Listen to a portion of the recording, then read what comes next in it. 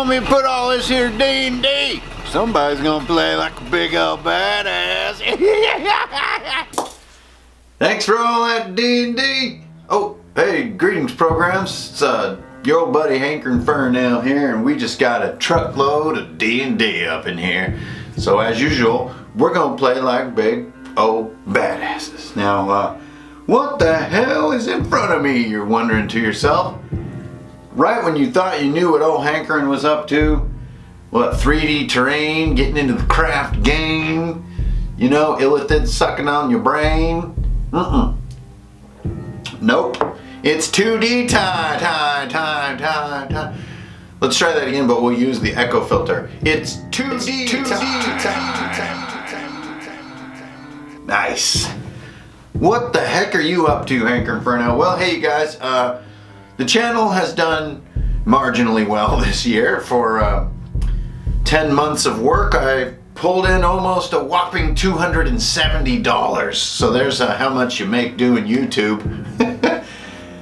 We did get a webcam, and you guys have seen the dividends from the webcam, but I just threw down some of that YouTube money, which is you guys' tips and support, to load up on 2D stuff. Now hold on, put on the brakes. This whole year you've been telling me make your own shit, cut your own terrain, sculpt it out of styrofoam, paint it. What the hell are you doing? Well, that's the theme of today's video, which is 2D versus 3D. 2D versus 3D. In this corner, 2D. No, wait. In this two-dimensional corner, 2D. In this three-sided corner, which is the corner of a cube, 3D. That whole 2D versus 3D scenarios is not gonna go very well. And 3D would be Apollo Creed. Because there are a few things as 3D as Carl Weathers. Here it is. Here's the 2D case. So I just want to get you guys thinking about it because I sure as hell am. Now here's what started it all. A couple things. One, doing the sword fall encounter with my group proved to be like too 3D. It was so 3D some of the players couldn't see some sides of the map. I got this weird feeling too that right when they came into the map they were like getting ready to game it. And the 3D terrain also is very difficult to reveal on the fly. So it's kind of like when you bring your room out, the players know everything right away and they're rolling perception checks just to be nice, right? They're kind of just like, well, I see everything, but my character doesn't. That's no fun. So 3D has some benefits that we've been getting into all year. It is the most immersive experience for your players. It's really cool. Like there's just a thing to stare at while you're playing D&D, and it's cool to look at, and that's great.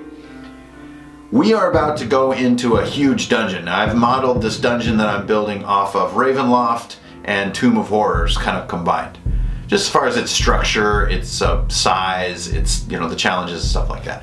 So this is a large, complicated dungeon, multiple levels, and multiple themes. So I wanted to do a demonic, like aberration, elder gods theme. I wanted to do like a demon who's training dragons and hydras and snakes theme. And then I wanted to do a sort of an abandoned wing, which is all spiders and you know, undead and so on and so forth. I even wanted like a grotto where the drainage is, where there's like a chul and some crabs and stuff like that. And then, you know, there's going to be a dinner with a vampire, and there's a lot of very thematic scenes with complicated room combinations, corridors, doorways, and all that stuff. And as cool as my 3D terrain is this year, it is not up to the challenge. So that's where this whole movement came into play, and this comparison was born. So you're looking at the 2D scenario right now. Obviously, dude, I know what cardboard is. Now these are all the D&D tile sets for Dungeon, which a bunch of people bought this stuff and as far as I know didn't use it much. And then you have some Pathfinder pawn boxes. I got the big monster box and I got the big NPC box, just to get my feet wet. Now these Pathfinder boxes, I gotta say, are a great value. You get like 350 you know, 2D pawns or miniatures for like 30 bucks. They're awesome. Here's the thing though. If you first open up your package and you get like, 10, 15 of them and stuff, and it's actually kind of really disappointing. So if you're gonna go the 2D route, you've got to go all in. That means your terrain needs to be 2D, and you need a black workbox to work in, because these things will not be visible against a lot of color or against a bright backdrop. You need a black felt backdrop like this one. This one works great, actually. I'm really psyched with how this turned out. And then if you use the 2D terrain, it makes these 2D pawns feel really alive. The scale feels really precise, and everything fits. It all works.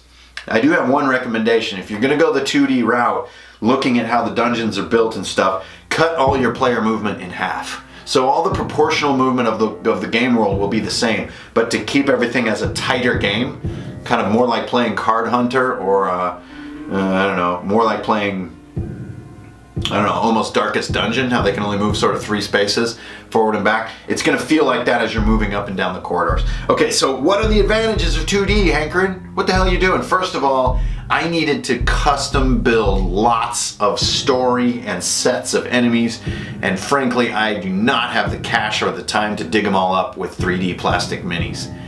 Or paint minis, much like that. It'd take a year. So I'm getting to that point where I'm looking for ways to save time as a dungeon master. Now I think that everyone out there can relate to that. And I wanted to do a big, diverse, crazy, awesome dungeon. And I wanted the different wings to feel really different, and I wanted sets of enemies that told their own stories, and I don't have enough minis for that, and much less enough 3D terrain for that, not even close. This way, as you can see, and it's probably a little small on your screen, but I've got everything organized into their families. Now all that you're seeing right here is a sort of greatest hits of my first 2 boxes.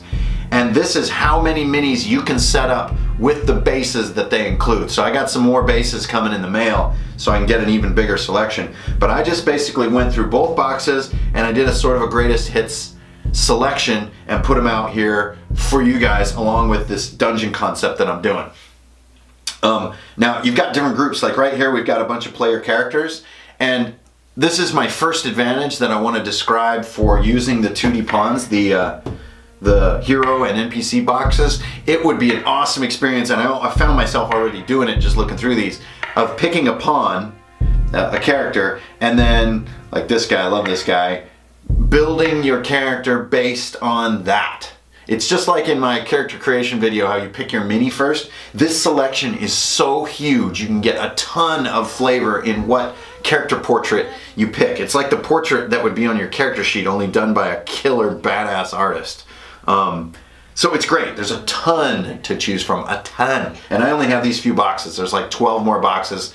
I'll get all those ordered all in time here. But anyway, so that's my first one. I think that would be a really cool way. I'm gonna try to figure out a way with my players to start a campaign by choosing your character portrait this way and then build out from there. Okay, the next one is what I already mentioned, which is families of themed monsters that have proper scale and proper feeling of family grouping. And some of it is unpredictable and it's going to give you story, which is great, because when you're a DM, you're always looking for story because you're dry, it's killing you, you're out of ideas. So over here, I never even really fully had this idea form. I knew I wanted some big abomination in my basement. But there's also this cool like 4-winged sword angel and a skeleton, and they're somehow the harbingers or keepers of these shoggoths and all this stuff. So I get a whole family and a whole story for a wing of the dungeon right here, just in how I select my pawns. Same here, I kind of have like this archdemon who's tamed a hydra and a white dragon. And then I have a bunch of spiders back here, even with my spider web tile right here, which is to scale and all that. And then I have my spiral staircase right there. The spiral staircase connects to this rubble right here. The themes that I can do, especially this one, there are 6 of this same guy, and that's when these minis really pay off and look cool. I ordered a Duragar army of 3D minis, and it's only like 5 guys, and that was like 50 bucks or 45 bucks. It's way overpriced because you're ordering one at a time to get like a bunch of duplicates. But this way, it's super cheap, and I get all the duplicates, and I think you can actually see how cool that feels. Okay, So that's the second benefit, is you get this huge selection. And you know, you're only seeing a tiny portion of what came in these boxes. A huge selection of monsters that you can theme and group. And if you're groping around and looking for story, man, these things just get your brain kickstarted. It's so great. I got my group of fire wolves, wolves, dire wolves, and a dire bear. Like, that makes a cool group. Maybe that's a random encounter just right there on the road. You know, this pack of rabid beasts that are being driven mad by the castle. Okay, that's the second benefit. So first of all, build your characters based on pawn selection would be really fun. Second, vast variety of themable, groupable, story-driving minis. So like, here's my Chul and my 2 crabs, right? I mean, classic stuff. Okay, so that's the second benefit. Now the third one is not about the characters, but about the world. And you'll probably see it a little bit in my setup video. We're gonna see like a time lapse of like putting this together. You can have your, and I know a lot of you guys out there play this way because I have in the past, but you can have your players arrive like right over here in the corner and none of this is here. And so as they move forward, make perception checks and penetrate like magical darkness, you actually add the tiles.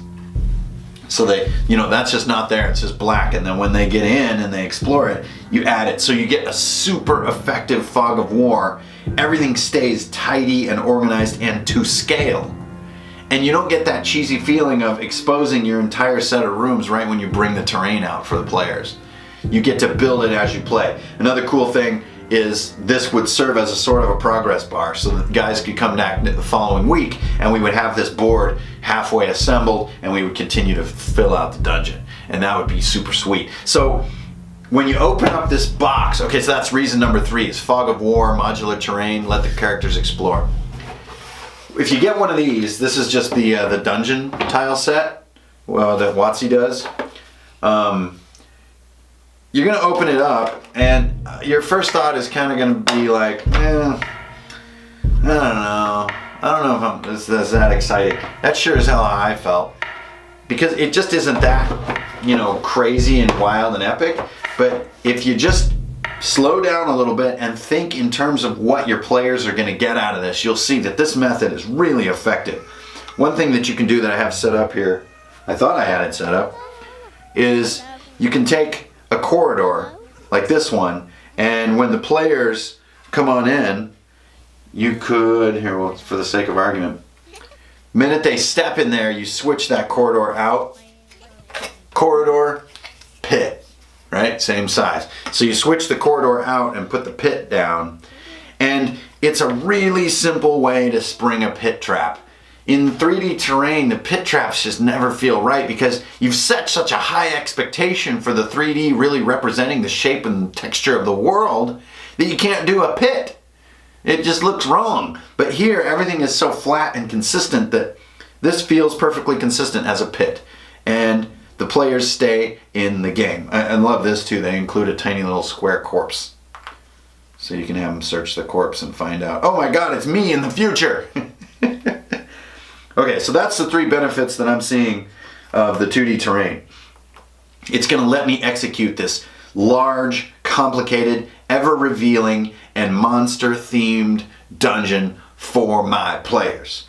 So that's where I'm at, you guys. There's a lot more to do here. I'm going to try to get my hands on a scroll saw, which is a highly accurate small bandsaw, and see if I can't scroll saw these guys' silhouettes out with a tiny little white outline, because I think that would take it over the top. Then it would be artisanal paper miniatures. That's what you can look forward to in the coming weeks for room design. I'm going to be showing you how to design killer rooms with the same mechanics we always do, but using these type of tools. Now, just for comparison, let me see if I can call upon the gods to help me out here. Oh Skull, change us over to 3D. Grant me this boon. That editing trick went terribly. Okay, so this would be a comparable level of density in a piece of 3D terrain. So, wow. Let's see if we can get that there we go. This would be a comparably dense piece of 3D terrain. So what are the advantages disadvantages here? Well, as you can probably see, it is definitely really cool, but there is very little room for hands to operate in here or for players to fully see. There's a lot of looking around corners and stuff like that.